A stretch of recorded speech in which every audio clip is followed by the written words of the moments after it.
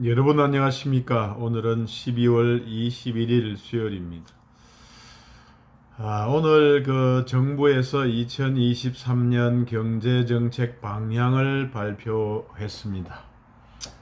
부동산 규제를 완화해서 부동산 시장의 연착륙을 유도할 것이다 이러면서 이제 지난 정부에서 했던 규제를 대폭 완화하겠다 이런 발표를 했습니다. 만시지탄이라 그러죠.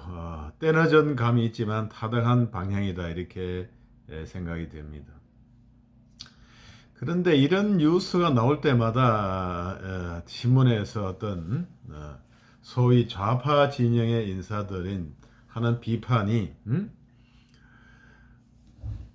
뭐 가지지 못한 자, 없는 자들을 위한 대책은 별로 없다 이런 얘기를 많이 하는 거죠. 지금 문제가 가장 큰 문제가 이제 금리가 올라가지고 옛날에 싼 금리에 샀던 어떤 레버리지를 일으켜 샀던 주택이나 이런 것들을 산 사람들, 영끌에서 산 젊은 사람들 이렇게 그 이자 비용을 감당할 수 없다. 그래서 팔아야 되는데 사줄 사람이 없다. 이자가 많아서 팔아야 되는데 신용 불량자 되거나 경매 안 넘어가려면 팔아야 되는데 그것을 사줄 사람이 없다. 왜냐하면 집을 사도 이자가 높아서 대출이 용이하지 않고 그 다음에 대출이 되더라도 이자율이 너무 높고 그 다음에 돈 있는 사람은 이제 양도세 중과라든가 취등록세 중과로 해서 살 형편이 안 된다 이렇게 돼서 거래가 안 되는 거잖아요. 그래서 이런 거래 실종 상태죠. 그래서 지금 그러한 문제를 해결하는 건데 이 부동산 대책이 가지지 못한 자들을 위해서 나온 대책이 별로 없다 이렇게 지금 비판을 하고 있는 것입니다. 이 비판이라는 것은 한마디로 참 웃긴다 이런 생각이 듭니다. 모든 대책이라는 것은 가진 자들은 자산과 어떤 주식, 부동산을 가진 돈 이런 걸 가진 사람들에 대한 규제를 좀 풀어가지고 어떻게 경제를 선순환할 수 있느냐 이런 거지. 아무것도 주식과 부동산과 돈을 가지지 못한 사람들에 대해서 도와줄 게 뭐가 있겠습니까? 그 도와준다는 것은 그냥 정부에서 돈을 대주는 거, 예? 통장에 돈 몇십만 원 넣어주는 거 이런 거지. 어떻게 도와줄 거리가 없다 이거잖아요. 임대주택을 들어갈 기회를 많이 보장해 준다 좋습니다. 뭐 그런 게 좋은데 이 자본주의 사회는 임대주택이 어떤 위한 그런 사회가 아닙니다. 자본주의 사회는 소유권이 중시되는 사회고 그 소유권의 가치의 변동에 따른 가치를 소유권자가 누리는 그러한 시스템으로 돌아가는 사회인데 무슨 임대주택을 해서 거기서 집 가구 그러니까 집 주거비를 좀 절약한다고 해서 그걸 가지고 다른 자본 소득을 창출하지를 못한다면은 결국에는 소외될 수밖에 없다 이런 거잖아요. 임대주택에 들어가서 절약감이 되는 주거비를 가지고 다른 자산을 취득하지 못한다면은 그것이 그냥 풀칠하는 거 도와주는 거지 나를 부자의 길로 이끌어 줄 수는 없다 이런 것입니다. 아마 그런 것밖에 안 되는 사람들은 또 그것을 도와주는 것 자체도 뭐 큰 도움이 되는 것은 분명합니다.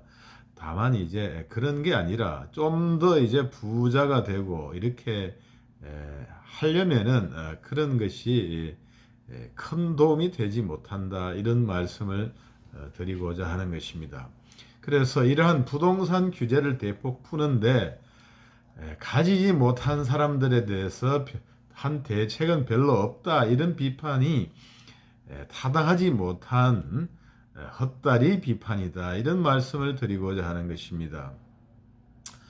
가진 자들에 대한 지금 이 시장에 이러한 상황에서, 이렇게 고금리 상황에서 금리를 더 올린다 그러고 돈도 다 시중에 돈이 말라가지고 은행도 이제 저기 경주에 있는 은행인가요? 뭐 수협인가 농협인가 고금리 예금 유치했다가 너무 많이 와서 이제 파산 지경이라 해서 해지를 업소한다고 공문이 붙었지 않습니까? 그렇게 은행들도 돈이 말라가는 그러한 상황에서 가진 자들, 뭔가 있는 사람들의 규제를 풀어서 수혈을 하지 않으면 없는 사람들이 더욱더 피해를 입는다, 이런 것이거든요.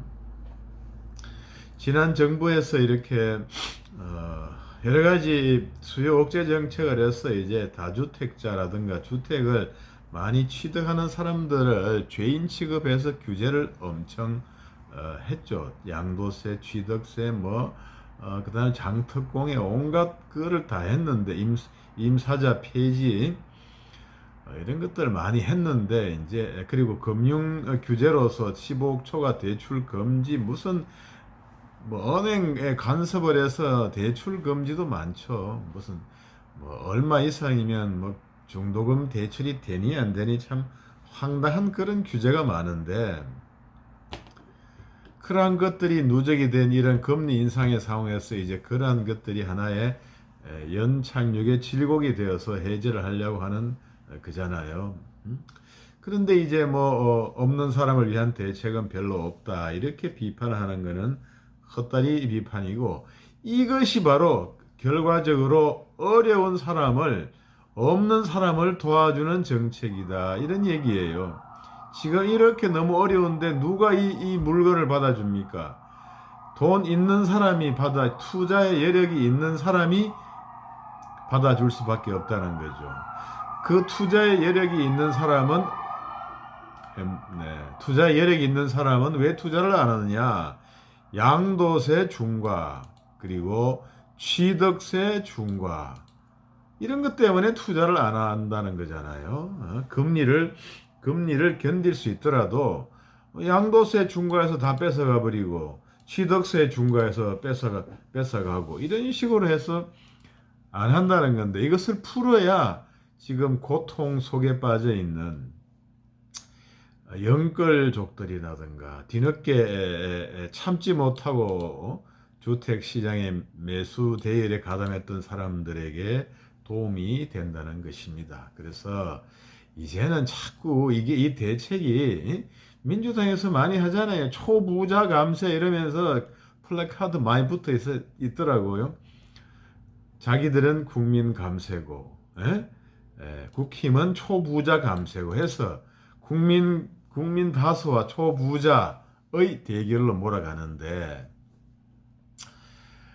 초부자가 내는 세금이 많습니다. 국민 다수가 내는 세금 이상으로 많다는 거거든요. 쪽수만 많은 게 아니, 정치에서는 쪽수 많으면은 이기지만은 경제에서는 쪽수가 많다고 이깁니까? 돈이 많아야 이기는 거잖아요. 돈이 많아야. 정치 논리하고는 좀 차이가 나는 거죠. 그래서 이렇게 민간 임대등록제 아파트를 포함하고 다주택자 주택담보 비율을 30%까지 허용하고 이런 것들, 그 다음에 취등록세 중과를 완화하고 양도세 중과 배제를 연장하고 이런 것들은 전적으로 타당하다. 지난 정부의 그런 행패를 이제 바로 잡아야 될 때다, 이런 거죠. 법을 자꾸 쪼물딱 그래가지고 이렇게 경제를 어떻게 해보겠다는 이러한 생각을 버려야 된다는 것입니다. 최저임금 하나 올려 법으로 할 수 있는 거는 임금을 법에서 못 올려주는 거잖아요. 그래서 할 수 있는 게 최저임금 인상이었죠. 그거 말고는 뭐 할 수가 없잖아. 뭐 법을 만든다고 경제가 잘 돌아가요? 법이 없어야 오히려 더 잘 돌아가는 그런 경향이 있습니다. 어찌됐든 이제 초부자 감세 국민 다수와 초부자들을 대결 구도로 몰아가는 것은 타당하지 못하다. 부자들 있는 사람들이 써줘야 그래도 낫다 이거죠. 어려운 때는 있는 사람들이 집을 사주고 해야 된다. 그 사람들이 집을 사주도록 해야 되는 거죠, 사실은. 그런데 이제 경기가 이제 금리가 안 오르고 내리거나 이렇게 되면 이때 사간 사람들이 이득을 많이 보죠. 이때 아무것도 안 산 무주택자라든가 이때 아무것도 안 산 무주택자라든가 돈이 없는 사람들은 나중에 금리가 완화가 되고 경제가 나아져도 이득을 보는 거 없습니다. 월급 조금 오를동 말동한 그것밖에는 이득이 없죠. 왜냐? 어려울 때 투자를 안 했잖아요. 아무것도 나는 투자한 게 없잖아요. 내가 투자한 것이 없고 내가 노력은 했겠지만 자본시장에 내가 투자한 게 아무것도 없잖아요. 부동산, 주식, 금, 외환 취득한 게 아무것도 없잖아요. 없는데 어떻게 내가 형편이 나아졌을 때 이득을 봅니까? 내가 아무것도 안 하고 어떻게 이득을 봅니까? 그거는 손 안 대고 코 풀려는 그러한 내용이죠. 뭔가 어려울 때 부자가 여유가 있어서 어려울 때 투자를 하고 매수를 했던 것이 경제가 완화가 되면은 큰 이득을 주는 게 세상 이치 아닙니까? 그게 당연한 이치거든요. 하지만 그렇게 해결하지 않으면 어떻게 이 난국을 풀어갑니까? 그렇잖아요. 그 없는 사람들이 그 집을 사줘요, 지금? 하나씩 사줘요? 안 사줘요? 말도 안 되는 그런 황당한 얘기거든요.